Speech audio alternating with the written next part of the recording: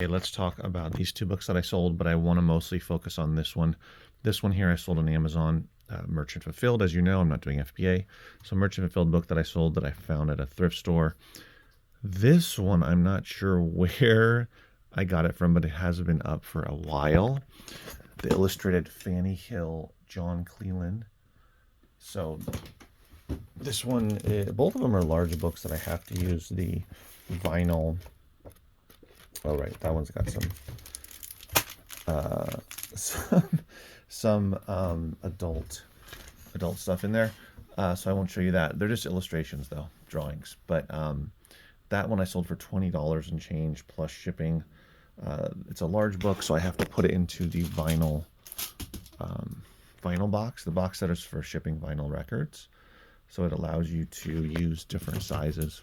But that one, that was nice to sell just because it's big. It takes up space. But I did sell that on eBay. That came in this morning. And then this is the one I really want to talk about. This is a book that's also an oversized book, a coffee table book, picture book, that kind of thing. It fits nicely in the 13 by 13 vinyl record box, which I still have some left down there, but I'm going to have to order some more, so I'm down to maybe like 2 or 3. I buy them, they come in, I think, 25 in a pack, and they last me some months because I will occasionally ship vinyl, but it's mostly for these large books. But of course, I do have them for vinyl as well. This is a book I picked up in a thrift store back on February 14th of this year. I spent $3 on it. I will not really try. I cannot pronounce this. I mean, other than hotel. Dukap, Eden, Rock, Kap. I don't know. You can try to pronounce that. Antibes. It is from 2007. Not that photo, but this book was published in 2007. So obviously you can scan it. You can look it up. Really easy to look up. And it turns out that it was worth some money. This is from a haul that I got. Found multiple books in this haul. This is actually a hotel on an island near Cannes. Cannes is it called? And Nice, I believe. That's how you pronounce it. So lots of photos from back in the day of some famous people and also just of the hotel in general, because apparently it's a very popular destination over the years.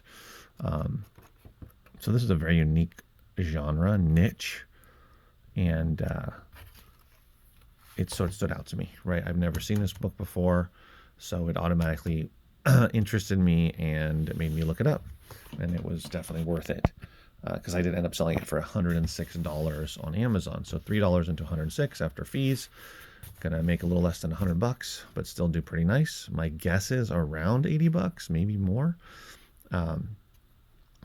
So I just can't recommend enough these types of books. When you go to any thrift store, you're typically going to find large, oversized books, coffee table books, and most of them are not going to be worth money, but ones that stand out like this one, and also that would be one I would look up. You definitely want to spend the time researching those and learning about them.